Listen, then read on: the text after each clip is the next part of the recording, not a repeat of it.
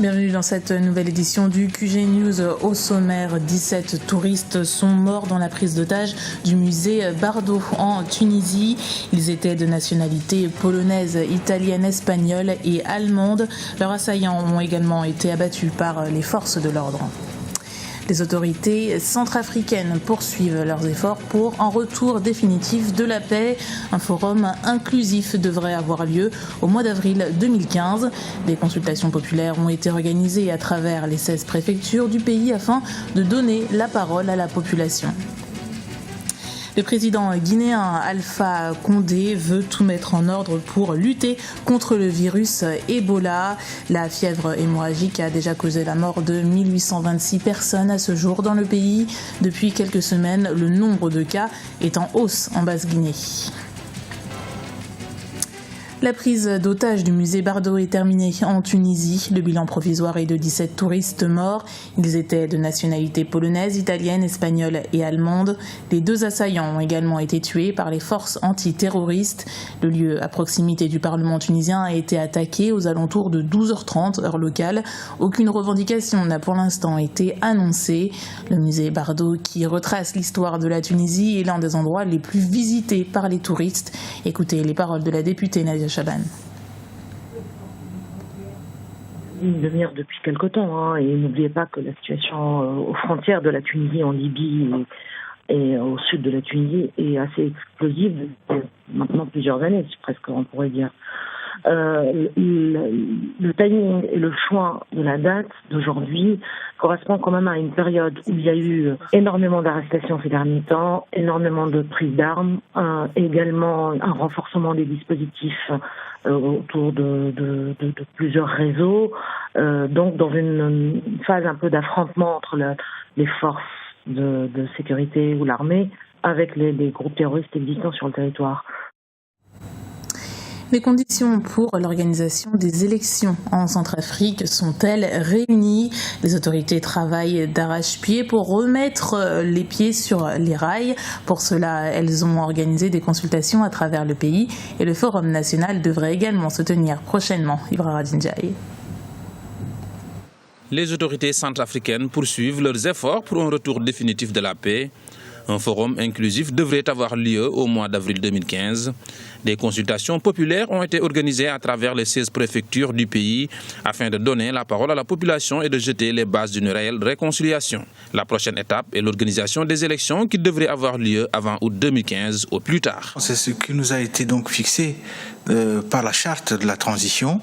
Donc l'élection de Madame Catherine Samba-Panza au mois de janvier 2014, c'était pour ça. C'était pour qu'elle prépare la République centrafricaine d'abord à des consultations populaires qui viennent de se dérouler, ensuite à un forum et qui doit aboutir à des élections. Même si de nombreux obstacles existent, l'espoir est permis car le pays a fait des pas importants sur le plan sécuritaire. L'Agence nationale des élections, créée récemment, devrait permettre de réunir les conditions nécessaires pour la tenue de ces élections. Nous faisons tout ce qui est en notre pouvoir pour que ces élections puissent avoir lieu et que les Centrafricains désignent des responsables qui puissent diriger ce pays après la transition. Donc nous essayons de réunir les conditions au maximum. Vous savez qu'il y a une Agence nationale des élections qui a préparé un chronogramme.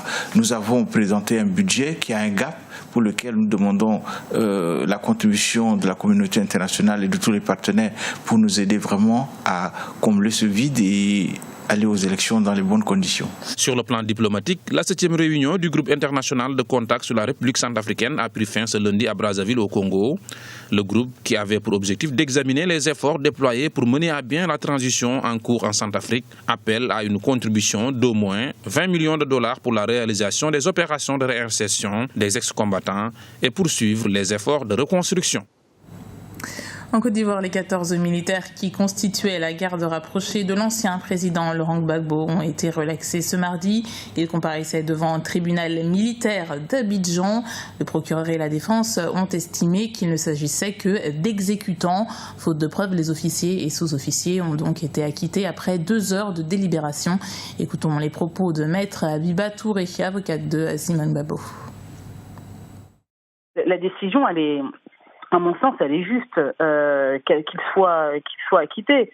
La difficulté, c'est qu'on ne peut pas comprendre que des militaires soient acquittés et que dans le même temps des civils, notamment dans le cas de Michel Gbagbo, mais c'est également le cas de la Première Dame qui n'en posait aucun acte belliqueux, se prennent 20 ans et 5 ans de prison sans qu'on puisse faire état de fait, c'est-à-dire sans qu'on puisse leur dire exactement qu'est-ce qui leur est reproché, quel acte concret ils auraient posé et qui serait constitutif d'un crime. Donc ça ne fait en réalité que de démontrer encore une fois le caractère complètement discutable des condamnations intervenues et même le caractère un peu scandaleux, parce qu'on ne peut pas comprendre que dans une crise qui s'est transformée en crise militaire, enfin en tout cas en combat militaire, que des militaires soient acquittés et que le fils du président Laurent Gbagbo, qui n'a fait que d'être le fils de son père, lui soit condamné, et que l'épouse, qui n'avait aucun rôle dans le gouvernement, puisse faire l'objet de condamnations aussi lourdes que celles prononcées par la cour d'assises. Cela reflète l'incohérence,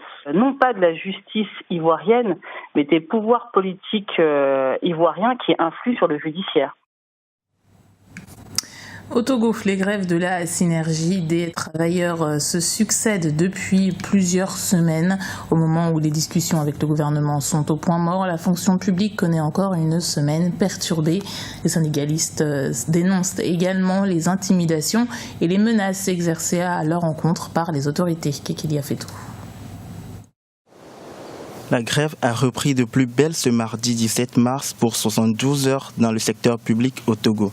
Outre les revendications salariales, les syndicalistes demandent la démission du ministre de l'Éducation nationale, Florent Maganaoué, au regard des escalades et violences constatées dans le secteur de l'éducation lundi 16 mars. Les syndicats posera comme condition la démission du ministre de l'enseignement primaire avant toute négociation, parce qu'ils estiment que alors qu'ils étaient en mouvement et qu'ils demandaient l'amélioration de leurs conditions, le ministre a demandé aux directeurs régionaux de recenser les gens qui sont capables de remplacer les grévistes. Et donc, ils ont estimé que c'est un refus de dialogue et ils demandent maintenant la démission du ministre avant toute négociation avec le gouvernement. Les travailleurs revendiquent également l'arrêt des intimidations et menaces exercées par les autorités. Face à l'ampleur de la situation, ces dernières jouent la carte de l'apaisement. Le directeur régional de Sokodé a été violenté par un enseignant. Les élèves ont jeté des pierres sur les locaux de la direction régionale et en ont cassé les vitres. Si on n'est pas content des actes du gouvernement, on ne peut en aucun cas agir de la sorte. J'appelle donc les enseignants à faire preuve de tolérance. Depuis dimanche 15 mars, des échauffourées sont enregistrées à Dapaon, à 600 km au nord de la capitale, entre des miliciens et des syndicalistes faisant des blessés et des dégâts dans la ville. La grève de 72 heures s'achèvera ce jeudi 19 mars, suivi d'un sitting et d'une nouvelle assemblée générale le vendredi 20 mars. Au Tchad, le gouvernement a annoncé avoir ouvert les établissements scolaires et les universités. Les portes étaient closes depuis le 9 mars en réaction à une vidéo diffusée sur Internet. Le document montrait un groupe d'étudiants brutalisés par des policiers, des jeunes qui manifestaient contre le port du casque sur 2 roues. Le parquet de Djamena a annoncé qu'une information judiciaire avait été ouverte. En Guinée, le président Alpha Condé appelle à la mobilisation de tous pour éradiquer l'épidémie Ebola qui sévit dans le pays depuis plus d'1 an. La Guinée a répertorié plus de 2900 contaminations et près de 2000 cas mortels, selon les derniers chiffres de l'Organisation mondiale de la santé. Reportage de Mohamed Lamine Solano, notre correspondant à Conakry. Le président guinéen Alpha Condé plaide pour l'intensification des actions de lutte contre Ebola. L'épidémie a causé la mort de 1826 personnes à ce jour dans le pays. Depuis quelques semaines, le nombre de cas est en hausse en Basse-Guinée. À Conakry, par exemple, les derniers chiffres officiels font état de 20 cas au centre de traitement de Donka. Plusieurs facteurs expliquent cette propagation du virus. Il y a des gens qui cachent les malades. S'ils cachent les malades, ils finissent par contaminer tout le monde. Deuxièmement, les enterrements. Maintenant, si quelqu'un meurt dans le quartier, il faut qu'on accepte que la Croix-Rouge vienne voir, faire des prélèvements. Si c'est l'Ebola, en ce moment, on doit tout de suite voir tous les contacts commencer à les suivre. Selon des spécialistes, le nombre de personnes ayant eu des contacts avec des malades d'Ebola reste méconnu en raison de leur réticence à coopérer avec le personnel soignant, ce qui constitue un risque de propagation de l'épidémie. Foyer principal du virus dans le pays depuis l'apparition de l'épidémie en mars 2014, la région forestière enregistre à ce jour 0 cas d'Ebola.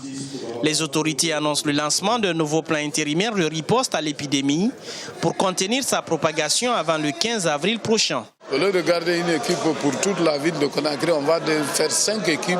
En plus, nos activités communautaires vont être au niveau des différents secteurs pour une meilleure sensibilisation et inviter les différentes populations à s'impliquer dans la gestion d'Ebola. Je veux parler de gestion des décès communautaires et la notification des cas.